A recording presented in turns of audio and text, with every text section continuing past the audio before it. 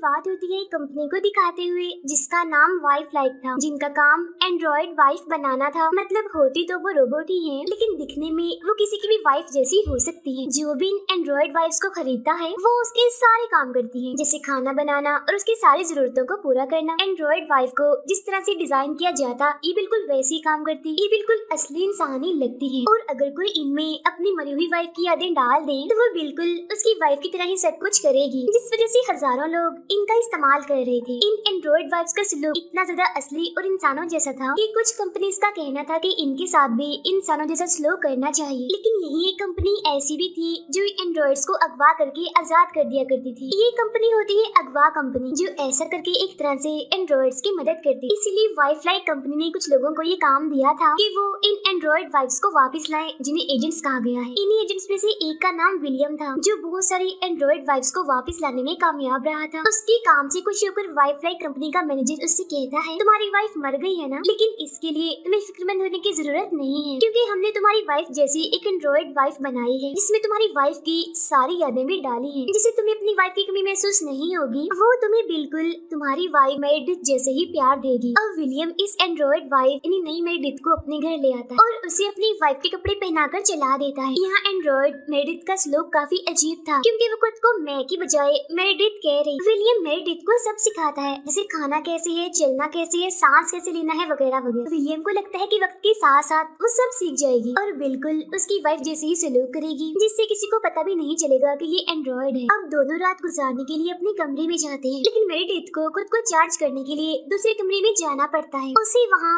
असली मेरिडिथ के बालों वाला ब्रश और उसकी एक डायरी मिलती है। अगली सुबह मेरिडिथ जब विलियम के लिए नाश्ता बना रही थी तो खबरों में कुछ लोग एहतजाज कर रहे थे। ये देख मेरिडिथ उसे पूछती है, तुम क्या काम करते हो? विलियम कहता है, मैं एक एजेंट हूँ और लोगों की भलाई उनकी हिफाजत के लिए काम करता हूँ। इसके बाद विलियम ऑफिस चला जाता है। बाद में मेरिडिथ वहाँ रखे कपड़े और मेकअप खुद पर लगाकर देखती है। विलियम अपने साथी के साथ हाल ही में हुई कुछ एंड्रॉइड्स के अगवा होने की बातें कर रहा था। यहाँ वो अगवा कंपनी के लीडर के बारे में भी बात कर रहा था कि उसकी कोई खबर आई या नहीं, मतलब वो कौन है, क्योंकि ये बस उसका नाम जानते थे, इन्होंने उसे कभी देखा नहीं था। साथ ही उस जगह के बारे में भी पता लगवा रहे थे जहाँ अगवा कंपनी अगवा की गई एंड्रॉइड्स को रखती।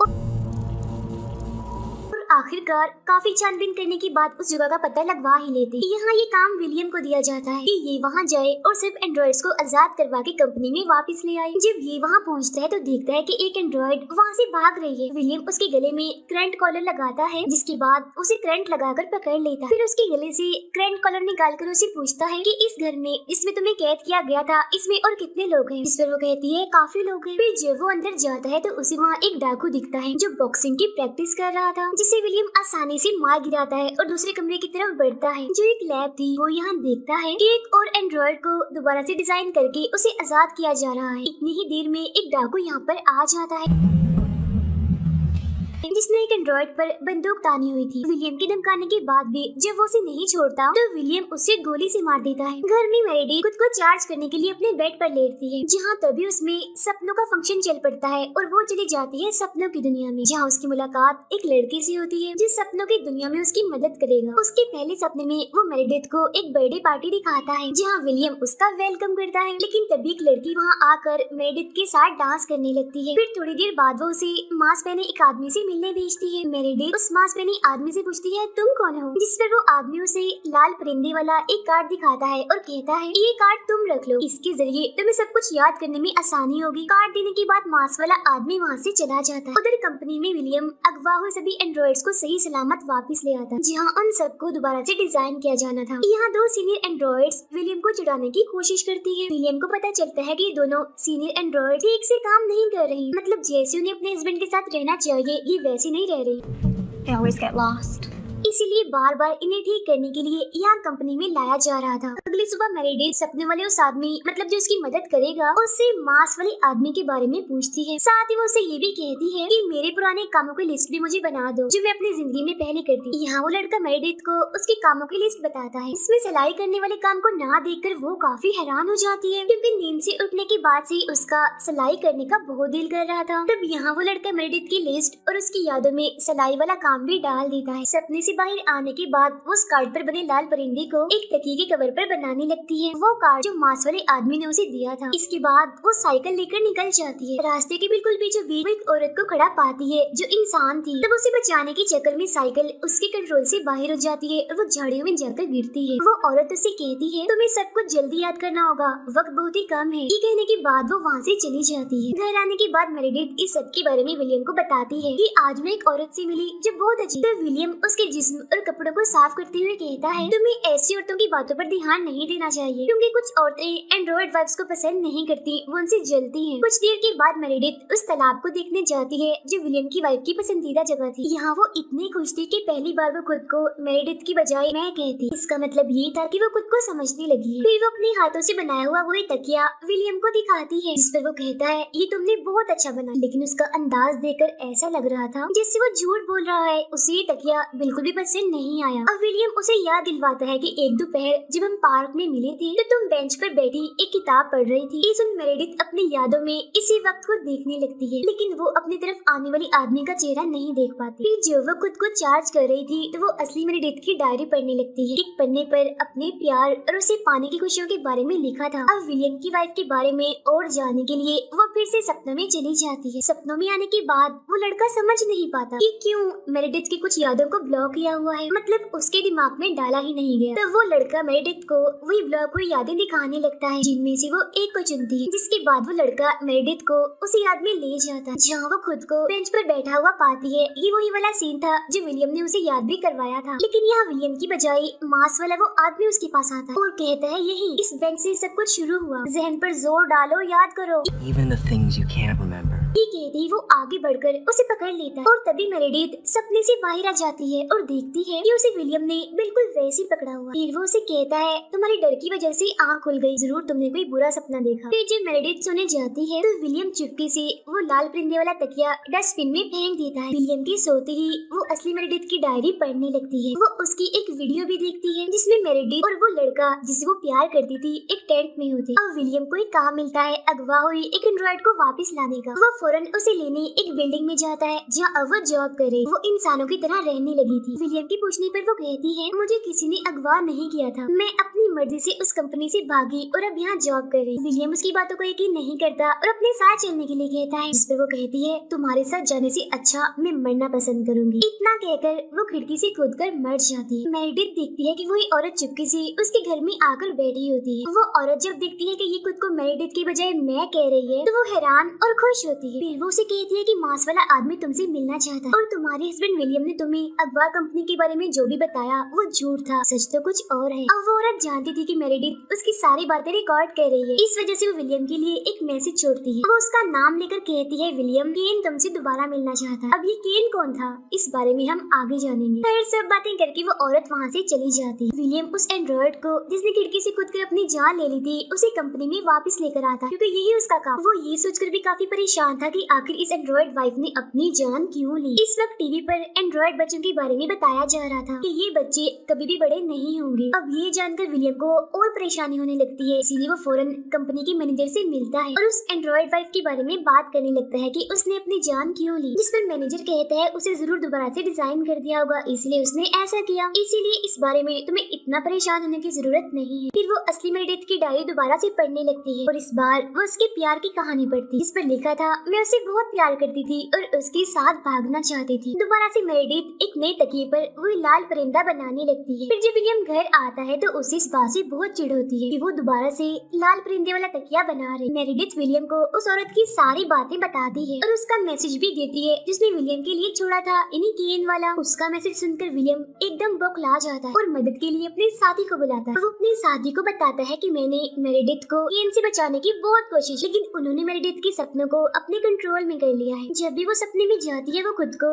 मेरेडिथ के साथ जोड़ लेती है। इस पर उसका साथी कहता है हमें केन के बारे में पता लगवाने के लिए मेरेडिथ के सपनों में जाना पड़ेगा। अब फिर केन के बारे में पता लगवाने के लिए मेरेडिथ को सपनों में भेज देते हैं। वहाँ पहुंचकर वो अजीब से डरावने से कपड़े पहनकर एक भूतिया घर में जाती है जहाँ हर तरफ डरावनी चीजें रखी हुई थी और तभी यहाँ उसके सामने वही मांस वाला आदमी आ जाता है। अब विलियम और उसका साथी भी कंप्यूटर पर मेरेडिथ का ये सपना देख रहे थे। अब वो मांस वाला आदमी अपने चेहरे से मांस हटाता है। विलियम और उसका साथ ही देखते हैं कि मांस वाला आदमी कोई और नहीं बल्कि केन ही है। केन मेरेडिथ को एक जगह का पता देकर वहाँ मिलने के लिए बुलाता है। सपने से जागने के बाद मेरेडिथ विलियम से केन के बारे में पूछती है, मगर वो उसे कुछ भी नहीं बताता और केन को मारने के लिए उस पते पर पहुँच जाता है जिस पर उसने मेरेडिथ को मिलने के लिए बुलाया था। लेकिन वहाँ इन्हें एक मांस वाले पुतले के अलावा और कुछ नहीं मिला। अब विलियम जल्दी से घर आ जाता है। मेरेडिथ उसे बताती है कि किसी ने दरवाजा खटखटाया, लेकिन जब मैंने दरवाजा खोला तो वहाँ पर कोई भी नहीं था, सिर्फ एक डायरी थी जो नीचे पड़ी हुई थी जिस पर लिखा था ये विलियम के लिए।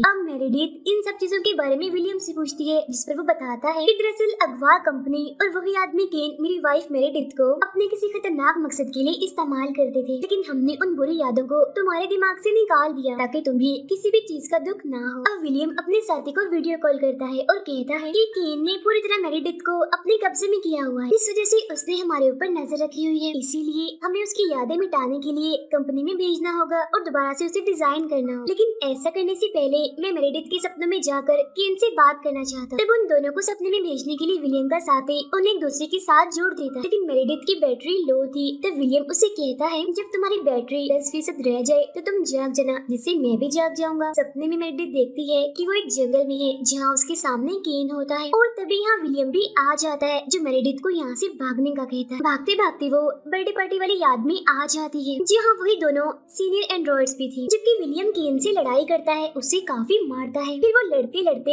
उसी पार्टी में पहुंच जाते हैं जहाँ मेरेडिथ थी। यहाँ केन मेरेडिथ को सब कुछ याद करने के लिए कहता है। फिर वो विलियम से भी कहता है तुम चाहे कुछ भी कर लो, लेकिन एक दिन मेरेडिथ को सब कुछ याद आ जाएगा। ये सुनकर दोबारा से विलियम उस पर हमला कर वो बस उसे मारने ही वाला था, पर उसी वक्त मेरेडिथ की बैटरी 10% रह जाती है, जिससे वो सपने से बाहर आ जाती है और जाग जाती है, जिससे विलियम भी जाग जाता है। वो काफी गुस्से में कहता है ओह शिट, ये क्या हो गया, बस मैं उसे मारने ही वाला था। लेकिन उससे भी ज्यादा गुस्सा विलियम के साथी को आता है विलियम पर, क्योंकि उसने विलियम से कहा भी था कि तुम केन से बस बात ही करना और कोई हरकत नहीं करना। वो विलियम से कहता है आइंदा मैं तुम्हारी कभी मदद नहीं करूंगा, तुम्हें सिर्फ बात करने का कहा था, लेकिन तुमने तो उसे पीट पीट कर बुरा हाल कर दिया। ये कहकर वो वहाँ से चला जाता है। फिर वो मेरेडिथ को कहता है कि हमें तुम्हारी यादों को खत्म करना होगा और तुम्हें दोबारा से डिजाइन करना होगा और तुम सब चीजें दोबारा नए सिरे से सीख जाओगी। लेकिन वो विलियम से कहती है प्लीज तुम मेरी यादों को मत मिटाओ, लेकिन वो उसकी बात नहीं मानता और उसे दोबारा से डिजाइन करने और यादें मिटाने के लिए कंपनी में भेज दे। कंपनी में आने के बाद मेरेडिथ सभी एंड्रॉइड से मिलती है। यहाँ सीनियर एंड्रॉइड उसे बताती है कि अपनी यादों को खत्म करने से बचाना हमें आता है और हम सभी एंड्रॉइड्स एक दूसरे को आपस में सारी डिटेल्स भेजती है ताकि वो वाईफाई कंपनी को बंद करवाने के लिए अगवा कंपनी के मालिक का साथ दे सके। अगवा कंपनी का मालिक कोई बुरा इंसान नहीं है, बल्कि वो एंड्रॉइड्स को आजाद करवाकर उन्हें एक नई जिंदगी गुजारने में मदद करता है।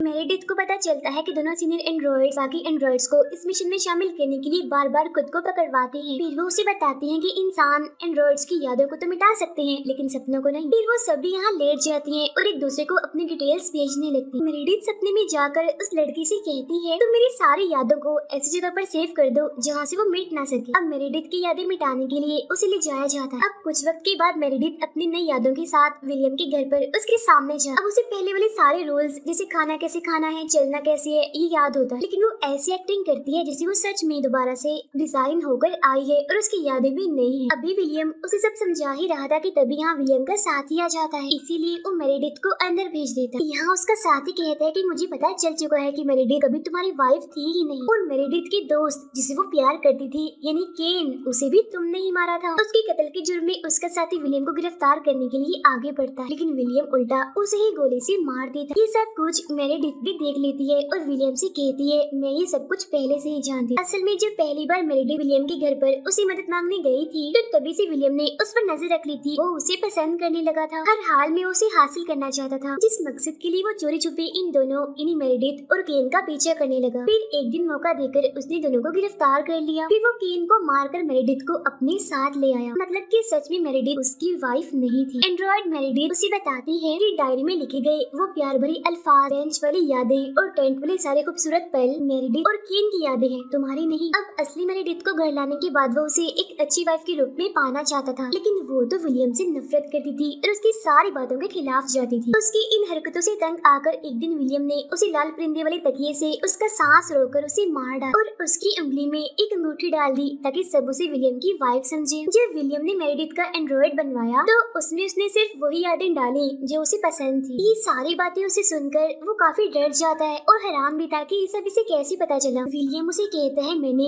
तुम्हें एक अच्छी जिंदगी देने की कोशिश की है, इसमें ना तुम कभी बीमार होगी ना बूढ़ी होगी, इसके साथ ही तुम्हें मेरा ना खत्म होने वाला प्यार भी मिलेगा। लेकिन उस पर विलियम की बातों का असर नहीं होता, क्योंकि वो असली मेरेडिथ और केन की मौत का बदला लेना चाहती, इसीलिए वो अपनी सारी ताकत को फुल करके उस पर हमला कर देती है। और अब वो यहाँ ये राज भी खोलती है कि अगवा कंपनी का मालिक कोई और नहीं बल्कि मैं ही हूँ। मैंने ही सब एंड्रॉइड्स को आजाद करवाया था। यहाँ विलियम के ऊपर बैठकर उसकी सारी हड्डियाँ तोड़ देती है और असली मेरेडिथ और केन को याद करते हुए उस लाल परिंदे वाले तकिए से उसका गला घोटकर मार देती है, बिल्कुल वैसे ही जैसे विलियम ने मेरेडिथ को मारा था। फिर अपनी अंगूठी भी वहाँ रखकर चली जाती है। फिर वो अपने सभी साथी इन्हीं एंड्रॉइड्स के पास आती है और कहती है कि मेरा आपसे वादा है, आज से आप आजाद हैं, कोई भी दोबारा आपको कैद नहीं करेगा और ना ही दोबारा से डिजाइन करेगा। वाइफलाई कंपनी का मैनेजर कहता है कि हमारे बहुत ही प्यारे एजेंट को किसी ने मार दिया, इन्हीं विलियम के साथी को, और मैं वादा करता हूँ कि उन सभी लोगों को पकड़वा कर रहूंगा जिसकी मौत के जिम्मेदार हैं। उन लोगों को पकड़ने की जिम्मेदारी वो विलियम के एंड्रॉइड को देता है। विलियम का एंड्रॉइड कहता है, तैयार हो जाओ, मैं आ रहा हूँ। अब मेरेडिथ जो टीवी पर उसे देख रही थी वो भी गुस्से में कहती है, हम भी तैयार हैं, आ जाओ। और उसकी इसी बात के साथ ये फिल्म यहीं पर खत्म हो जाती है।